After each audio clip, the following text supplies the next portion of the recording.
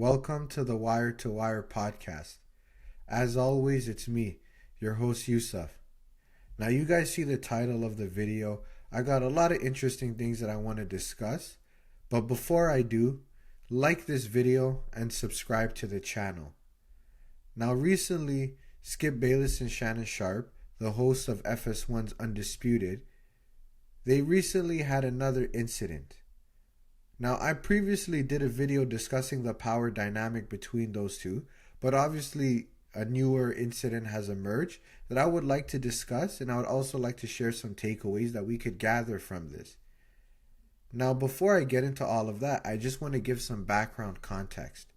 So recently, NFL player Damar Hamlin of the Buffalo Bills, he had a collapse on the field, and the NFL, rightfully so, canceled the game. Now, we now know that he suffered from a cardiac arrest, and thank God it appears that he's going to make a full recovery. So this was a tragic moment, and quite frankly, it was a scary incident, and people across social media responded with empathy and offered their thoughts and prayers to him. Now, as much as we can love sports, we understand that there is a bigger picture, and human life trumps our love for sports, of course. But this doesn't seem to be the case with Skip Bayless, because he put out a tweet that, quite frankly, it revealed his true colors, and he proved everything that I said about him in the previous video to actually be true. Now, he said the following on Twitter: "No doubt the NFL is considering postponing the rest of the game, but how?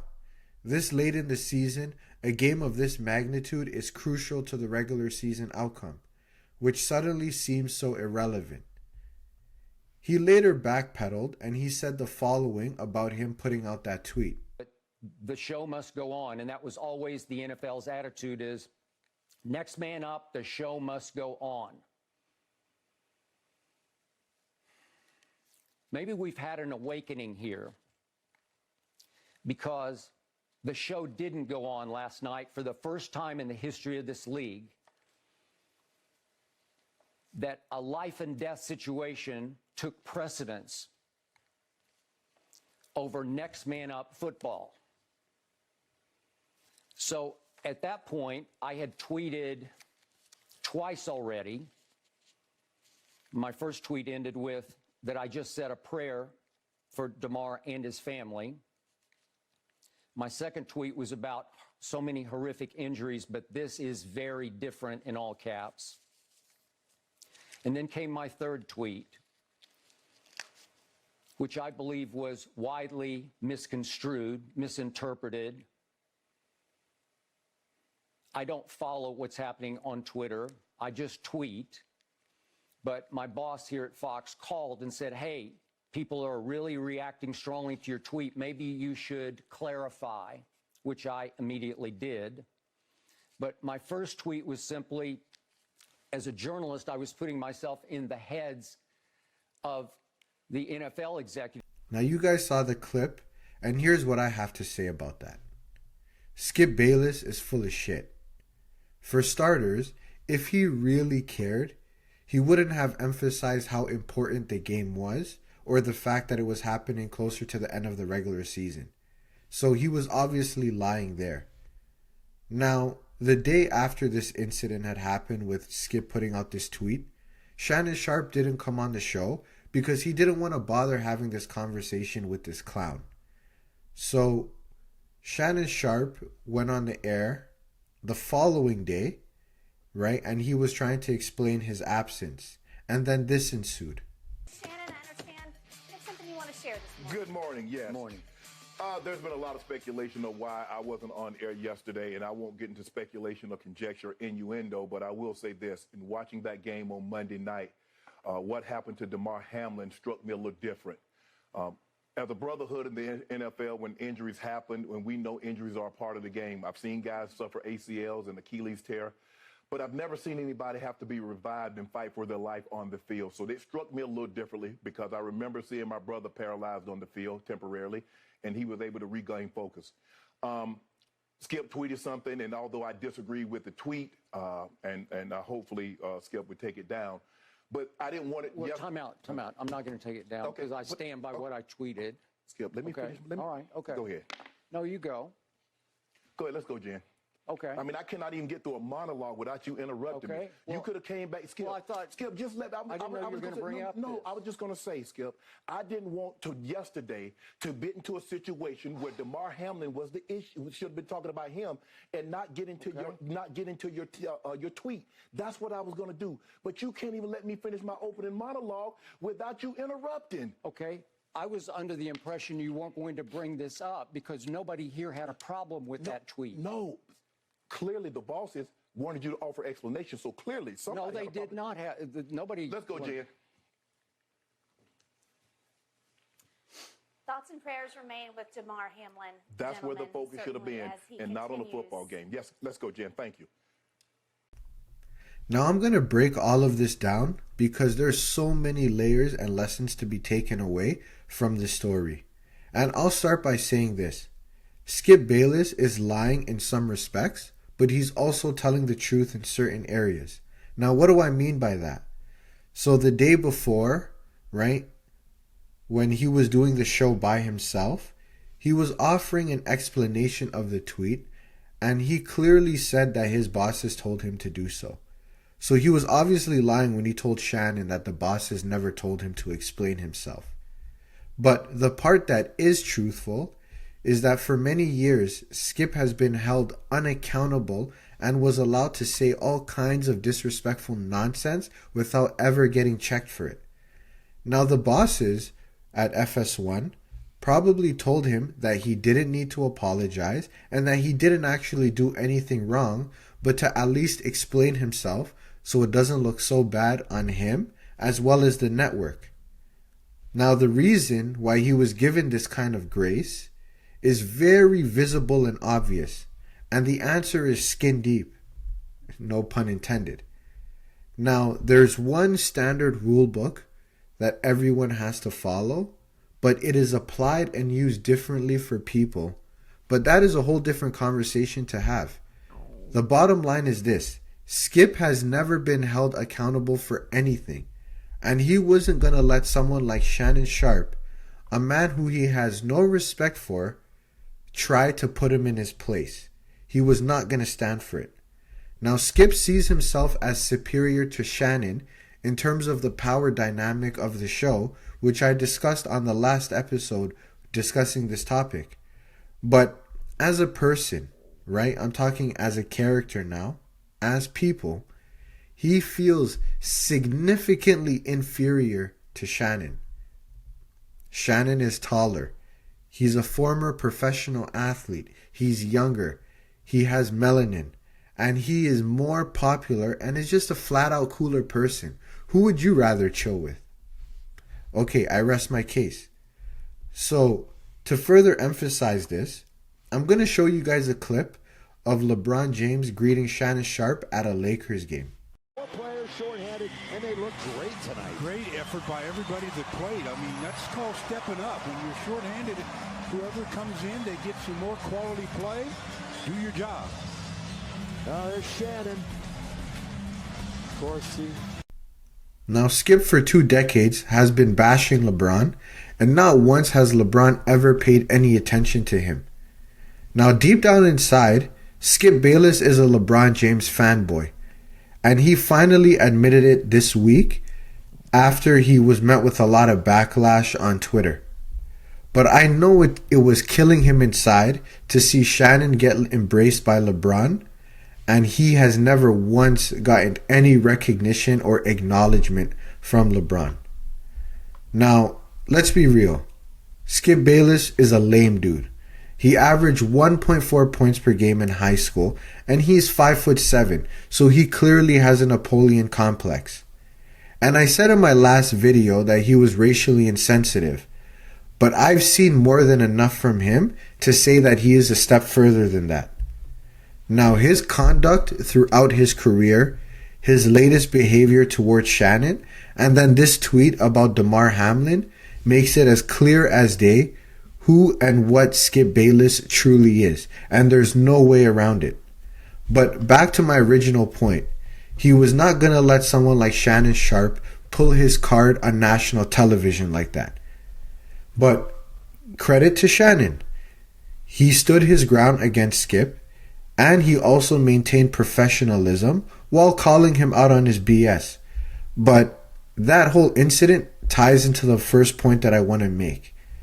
Now, Shannon is clearly frustrated, and he is just fed up with Skip. He always believed that they were friends, but the truth is out there now. He clearly sees Skip for the disrespectful, pompous, obnoxious prick that he's always been. And we all know that once you've seen the truth, you can't unsee it. So at this point, it just looks like Shannon Sharpe is checked out and he's just going through the motions. But because he is a professional, he's going to continue to do his job, but it is time for him to leave. Now, in the last video that I did, I said that he will leave in either 2023, this year, or 2024, the latest. But I really believe that it's going to be this year. And I'm standing by that prediction. And the sooner he can leave, the better. But the thing is, if he's going to leave, he shouldn't just leave to go to another job. Now, here's the thing when you feel like you're plateauing at a job. You may move to different jobs or different careers, but when you're someone who is gifted and you're self-aware, you will inevitably hit a breaking point where you believe that you're being underutilized or you're not using your full potential. And this is why entrepreneurship and building your own business or even building your own platform can become rewarding and fulfilling. So Shannon, again, I'll give him credit. I may not agree with him on everything that he says or does, but I'll give him credit that he has immense skill when it comes to being a media personality and building himself up to become a recognizable figure. Now, I think although he has the talent and the skill to do it, mentally, he hasn't reached a point where he's ready to take that next step of building his own platform and doing it on his own. Now, someone like him will have to keep working at these different networks or doing these different shows until he finally realizes that there are limits in place in a corporate structure, and he's not going to realize his full potential staying in that kind of environment. But that's a lesson that he has to learn on his own. Now, Shannon, like many people who do reach this point in their careers, will have to expand their horizons beyond the traditional corporate career. Now, is that something Shannon is willing to do? I'm not so sure. But if he did want to, he is in a great position to do so. He has the talent, he has the brand, and he's developed the following or the audience, if you will. And he also has the relationships in place to be able to make that pivot. So he has the advantage that many people out there don't have. And I have to give him credit where it's due. He has done an incredible job with that Club Shay Shay podcast. Now, I do believe that particular podcast is owned by FS1, but still, he could start his own platform very similar to that, and he can do it independently and still be a success. He can secure sponsorships independently. He can get great guests independently, and maybe even down the line, he can expand the show into other offerings because he has the ability to set that foundation to be able to do that, right? He has all of the pieces, but he just has to put it together. But him having all of those things in place are irrelevant if Shannon Sharpe himself doesn't realize this or he doesn't want to do it. And a guy like Skip, he represents the old guard. Like I said, he is a 71-year-old from Oklahoma. And this incident has made it clear as day that he sees black athletes as nothing more than just entertainment and as commodities, not as actual human beings. And he is only going to stifle Shannon Sharpe's growth and his elevation. A lot of guests don't come on Undisputed because they don't want to be anywhere near that nerd. That's why Shannon on his podcast, he can get top tier guests to come on, but those same guests will not come on Undisputed. Now, I can give you an example of this. You will notice how Mayweather, right? He was on First Take after Skip left, and he was on Shannon's podcast, but not once has he ever went on Undisputed. That's not a coincidence. That's by design, because Skip just has this miserable, bitter, loser energy to him. And that's why you don't find Skip at NBA games getting embraced by players. That's why you don't see him at NFL games. That's why he doesn't make red carpet appearances at award shows or anything. In fact, I'll even go a step further. Skip is not a real journalist. He's just a fanboy who is not able to play sports, that just talks on TV, and he does it in an entertaining way. But you see, right now, Shannon Sharpe, he has the attention of a mainstream audience because people see a lot of the BS that he's dealing with and people are sympathizing with him. But if he continues to stay on that show, eventually people will stop caring for him because we all understand that he has the choice to leave at any moment. Now, it's very clear that he outgrew that show. He's evolved himself into a full-fledged media personality, but he's being reduced to just debating the three same tired topics every Monday to Friday for 2.5 hours. At this point, it's beneath him. And as for Skip, he is way past the age of retirement at this point. I don't even know why he's still around. Maybe he needs the money. I don't know. I don't know. But the audience is growing very wary of him. And that brings me to the final point that I want to make. Why are people complaining that Skip needs to be canceled or it's time to cancel Skip and all of those other statements along those lines? Here's the thing. If you really want to cancel him, you just have to stop watching him. It's that simple. If people stopped watching him in large numbers, eventually the show will lose ratings, which means it'll lose advertising dollars, and then the show itself, and by extension Skip himself, will have been canceled. Once he's no longer a draw, FS1 and other media companies at large will be forced to have to move on from him because no one is going to invest time and money into a 70-plus-year-old fanboy that the industry that has shown that he can no longer produce in the industry. So his career will go where the audience goes. If the audience moves on, the industry will move on. And that's it. So really, the people have the power to decide. And they can make the conscious decision to just watch. But complaining about it on social media and saying how much you dislike him does nothing. All it does is it gives him more relevance and more prevalence to a mainstream audience. So if you're still tuning in and watching it on TV, or you're watching the clips on YouTube, or you're listening through a podcasting app, then, like I said, you are maintaining his relevance and his prevalence.